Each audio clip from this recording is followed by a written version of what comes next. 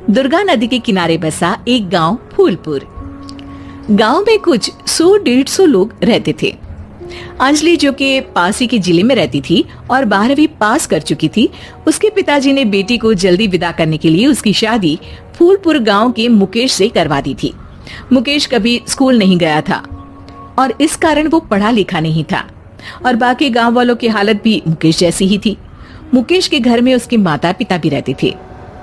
सासू माँ, मैं बाहर मंदिर तक जा रही हूँ, आधे घंटे में आ जाऊंगी। अरे अभी कहीं जाने की जरूरत नहीं है, चुपचाप जाके रसोई में रात के खाने की तैयारी करो। और ये घूंघट क्यों हटा लिया है तुमने? क्या पता नहीं कि इस गांव में औरतें बिना घूंघट के नहीं रहती? रात में अंजलि छत पर जाकर अपनी मम्मी से बात कर रही होती है। तभी गांव की 3-4 औरतें उसे देख लेती है और दरवाजे पर आकर उसकी सास से शिकायत करने लगती है। और क्या हुआ? अरे छत पे तो देखो, आपकी बहू मटक मटक के किसी से फोन पर बात कर रही है। दिन भर फोन पे लगी रहती है। अरे कल तो मंदिर के पास वो क्या कहते हैं, सेल्फी ले रही थी। शहर की बहू रखना अच्छा शान की बात है, पर देखना इसके लक्षण से ये तो तुम्हारे परिवार को बदनाम ना कर दे। ये पहली बार नहीं था जब सास से गांव के लोगों ने अंजलि की बुराई या शिकायत नहीं की हो। अब तो ये रोज की बात थी।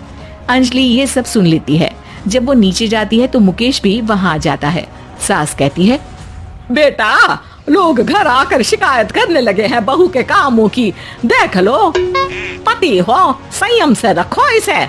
माँ जी, मैं तो अपनी माँ से बात कर रही थी क्योंकि यहाँ कोई बात करने लायक ही नहीं है और अब मैं माँ के पास ही रहूंगी। वहाँ क्या रहना, वहाँ बाहर के लोग तो ठीक है पर घर के लोग भी इज्जत ना दे सके। अरे नहीं नहीं अंजलि, ऐसा नहीं है, धीरे धीरे सब ठीक हो जाएगा, तुम फिक्र ना करो। अरे बस कुछ बोलना ही नहीं है, सर पे चढ़ा रखा है बहू को। सास मुकेश की नरम बात सुन के वहाँ से मुंह चढ़ाकर चली जाती है। मैं तो कहती हूँ हम दोनों शहर चले जाते हैं। मैं पढ़ी लिखी हूँ, मुझे वहाँ नौकरी भी मिल जाएगी और थोड़े दिनों में आप भी वहाँ कुछ काम ढूंढ लेना।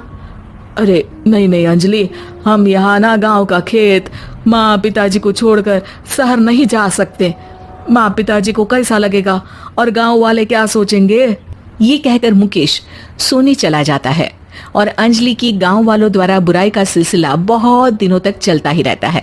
लेकिन अंजलि गुस्सा ना दिखाते हुए समझदारी से काम लेती है। बारिश का मौसम चालू हो जाता है।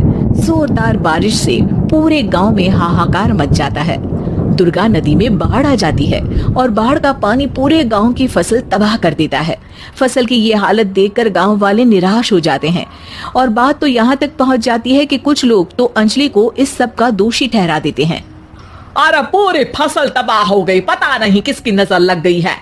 अरे जब से चौधरी परिवार में ये शहर की बहू आई है ना, तब से ही गांव की शांति चली गई है।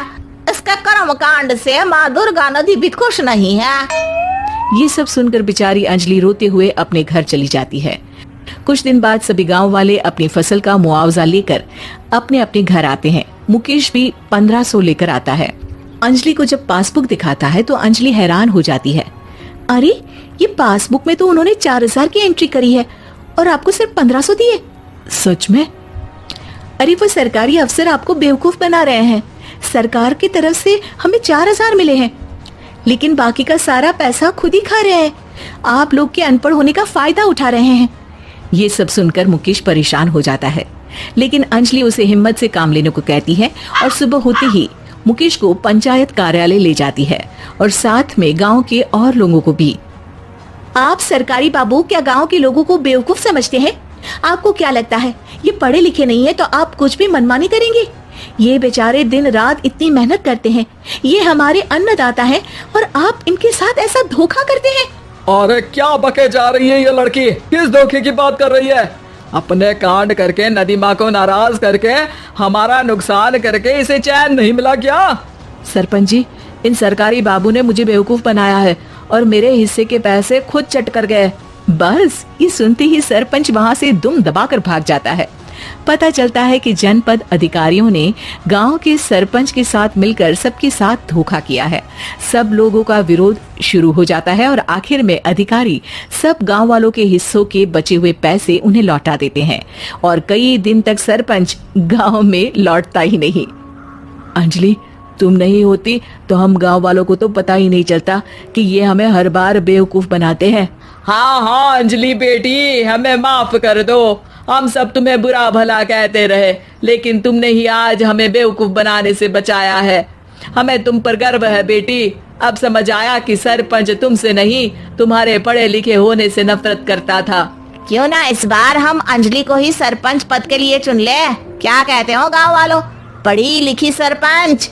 बस पूरा गांव अंजलि के लिए ताली बजाता है और अंजलि की सास उसे खुशी से गले लगा लेती।